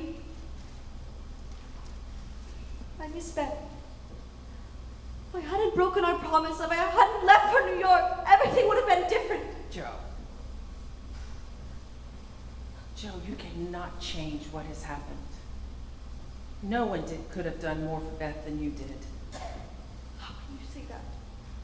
How can you go on, day in, day out, as if nothing has happened? I think that's how I go on. We're strong and wise. How can I be like you? How can I find your strength? Don't make so much of me, Joe. I never dreamed of this sorrow. I never thought I'd have reason to lament. I hoped I'd never know heartbreak. How I wish I could change the way things went. I wanted nothing but goodness. I wanted reason to prevail, not despair, emptiness. I wanted days of plenty, but I refuse to feel tragic. I am aching for more than pain and grief. There has got to be meaning. Most of all, when a life has been so brief, I have got to learn something. How can I give her any less?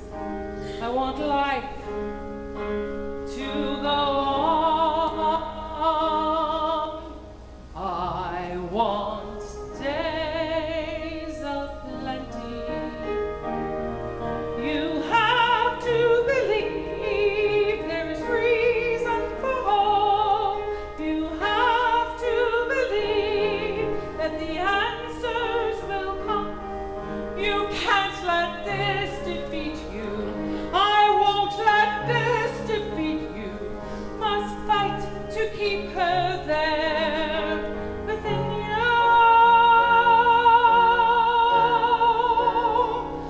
So believe that she mattered, and believe that she always will. She will always be with you. She'll be part of the days you've yet to fill. She will live in your bounty. She will live as you carry on your life.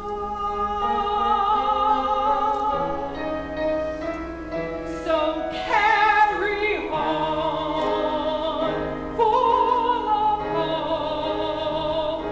She'll be there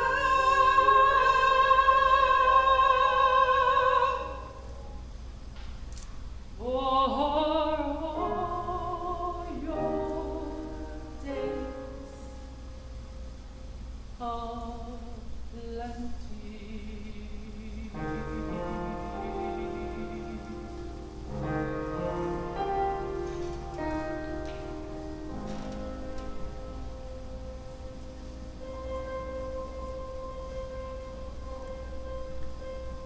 Just an empty room. All I have are memories. I need a task to do. Someone give me a task to do. I need a... I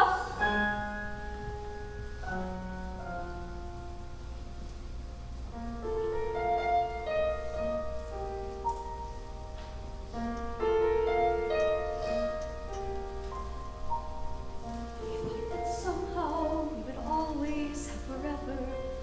I thought the promises we made would have a different end. I thought the love we shared would keep us as we were. It was the fire within me. We dreamed and plotted with abandon in this attic. When we were gathered here, this room became our citadel. We were amazing then, my sisters and I. They were the fire within me. In this room I knew we were alive. Nothing was too painful to survive. We faced the world together, the four of us forever side by side. Everything I promised was for them. I was theirs no matter where or when. How can that be lost forever? How when I gave everything with all my heart?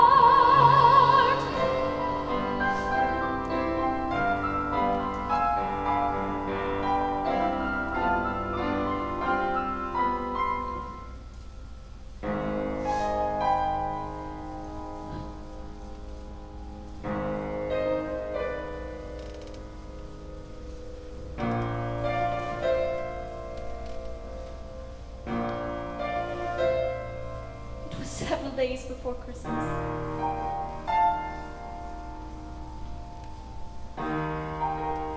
Several days before Christmas, the sisters sat about their parlor, grumbling about their fate. Meg, the oldest and most romantic, said, "It isn't fair that some girls have pretty things, while we have nothing. And it won't be Christmas without presents," said Amy, with her usual pout. "And we haven't got father to read to us," said Joe. "We yearn to travel and write great books. Only Beth, sitting contented, said in a tone so sweet even angels would have listened, "But we've got each other."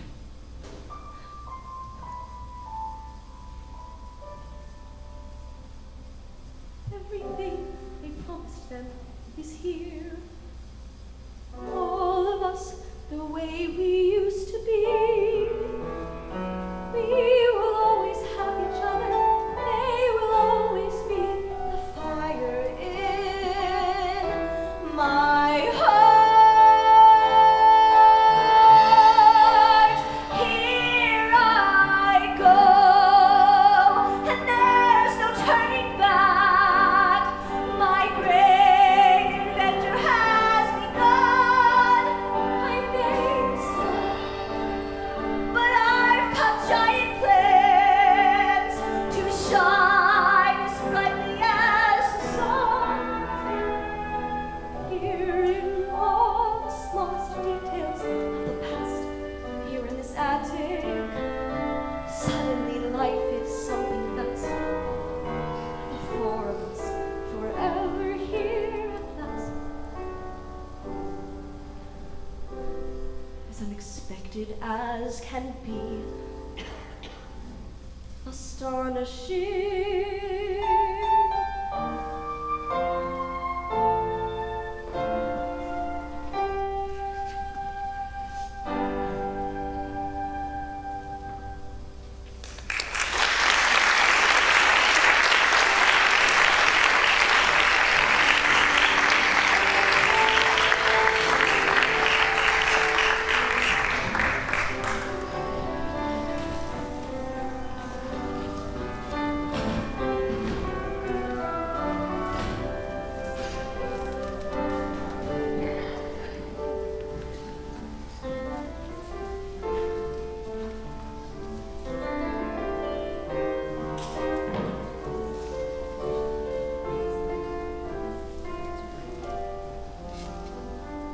John, will we ever get through this day? This day will be magnificent. Soon Laurie and Amy will be in wedded bliss. Meg, look at me. I can't get married looking like this. The dress is not très beau. The dress is very très beau. Why did I choose white for the flowers? Amy, come let me finish your hair. Marmee, I've made all the wrong choices for the wedding. Those flowers, this dress.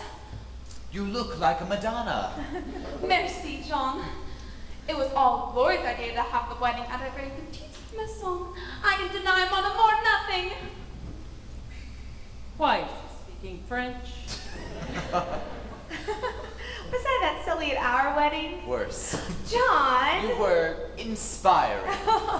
John, Father's telegram said his train would be arriving at noon. You must go meet him then, okay?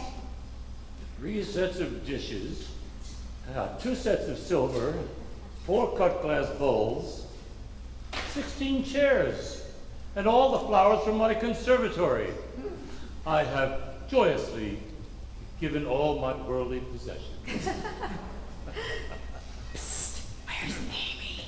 You're not to see her before the wedding? I know. Here's the champagne you asked for. Brent. Oh, I'll take it. I'm off to the train station. Shall we go have a cigar before the ceremony begins? How are you feeling? Ready to be a bridegroom? My life has never been more complete, and the rain has held up. Wonderful. Let's go. Where's Josephine? I'll go find her. And tell Amy I wish to speak to her about receiving line etiquette. We have the cream of Concord arriving any moment.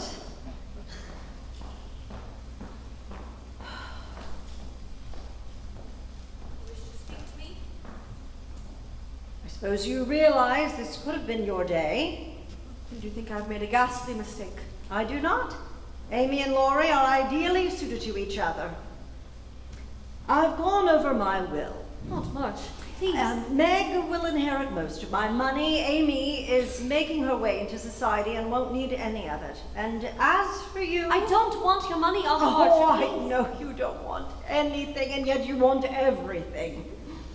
Josephine, every girl, every woman needs something to fall back on when times are bleak. I'm leaving you my house. Your house? Do something worthwhile with it. Make a library of it or a school. It's very generous of you, Aunt March. Thank you.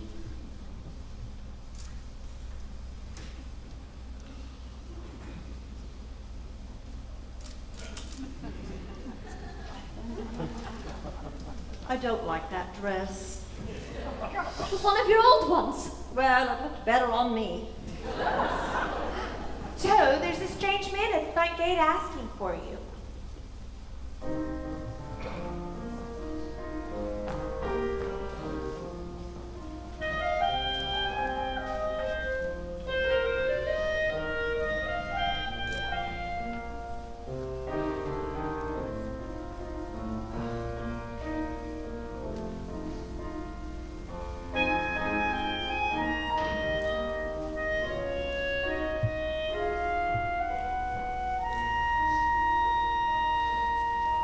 Professor Bhaer.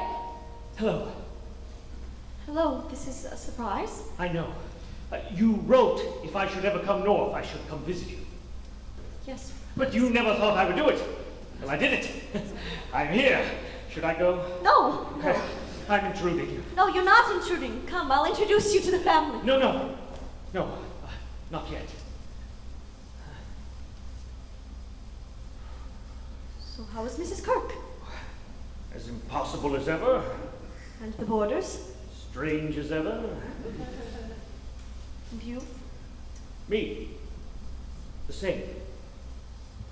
You look Old, I know, nearly 50. 34. 35. You had a birthday. They made me a party. I get sick. I do not like parties. I brought your manuscript back. It was so good of you to send the book to me. A novel. I so respect your opinion. Forgive me for presuming. Oh, no. It touched me very deeply.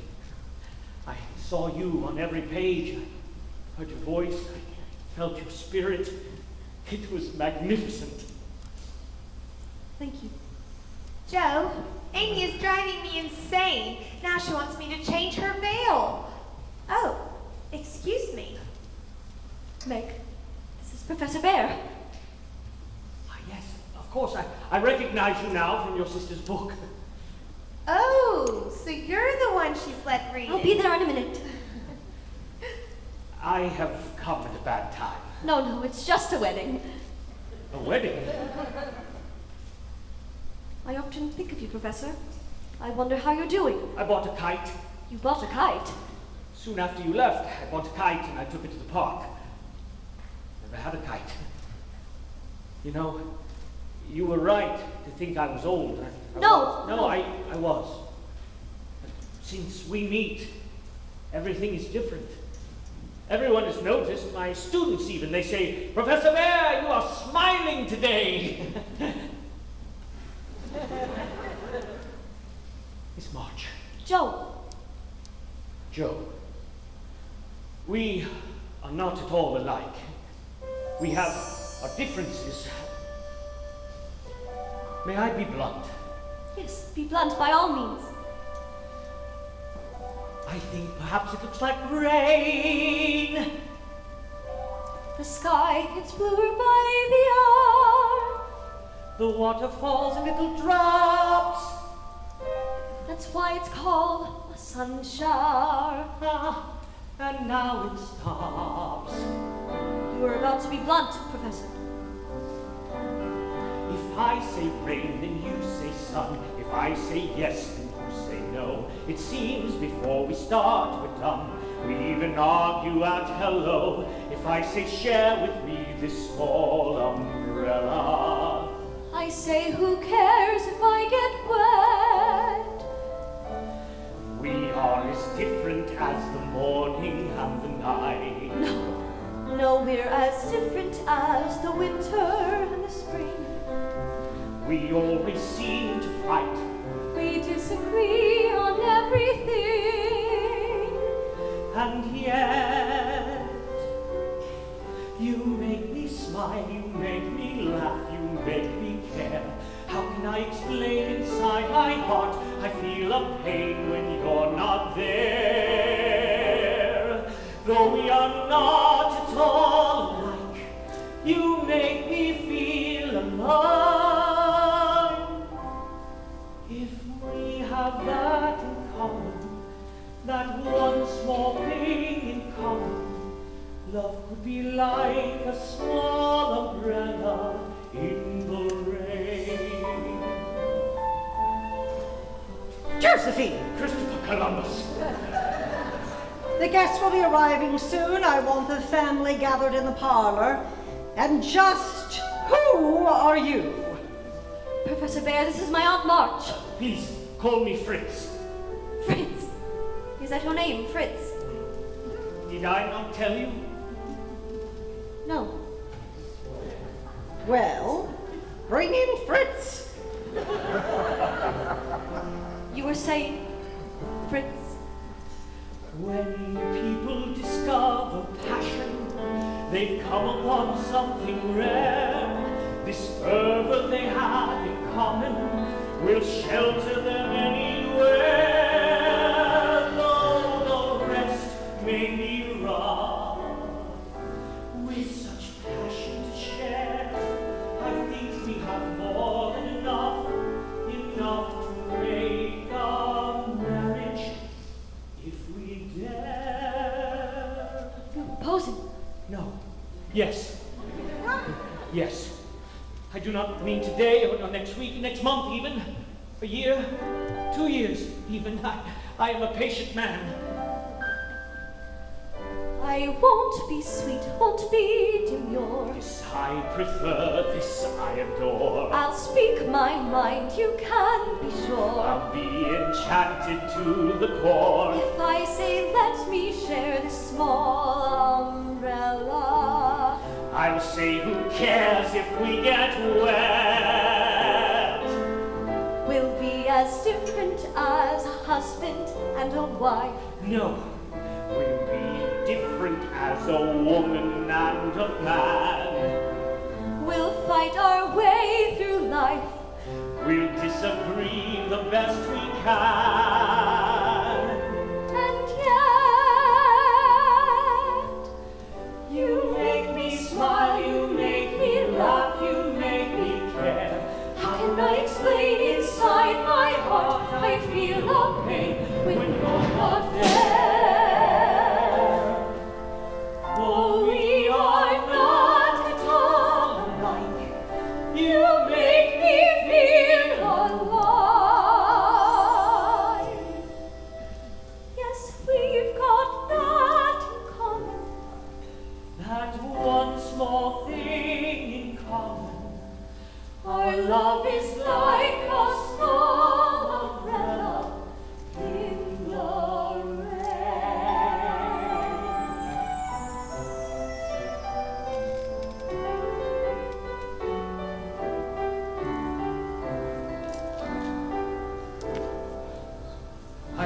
I have news. What news? I gave your novel to Henry Dashwood. You did what? I know it was wrong of me, but I could not resist. Horrid man Dashwood. Stubborn, blunt to a fault. What did he say? He said it's a bit long. He missed the blood and guts stuff. He liked the 4 sisters, particularly the outspoken one. He wants to publish it. He said that? If it's all right with you. Joe, you're needed inside. Marmee, I want to introduce you to a friend of mine, Professor Bhaer. He's going to be staying with us for a while. We're starting a school together. A school? Yes, not today, or next week, but someday. Welcome, Professor. Come and meet our family.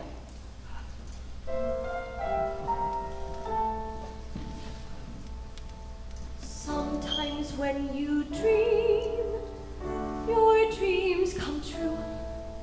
In extraordinary ways, suddenly a day can seem so amazing. And sometimes when you yearn, you burn the air, and something is not the same. And the world is... Joe, we are all waiting for you.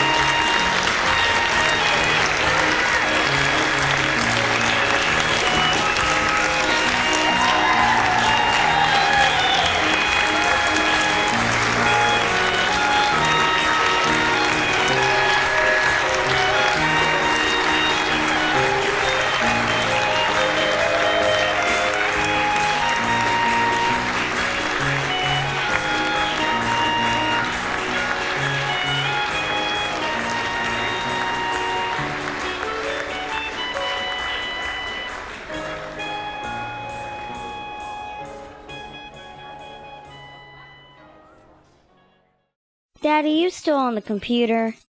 Annabelle! Annabelle! That song is so funny.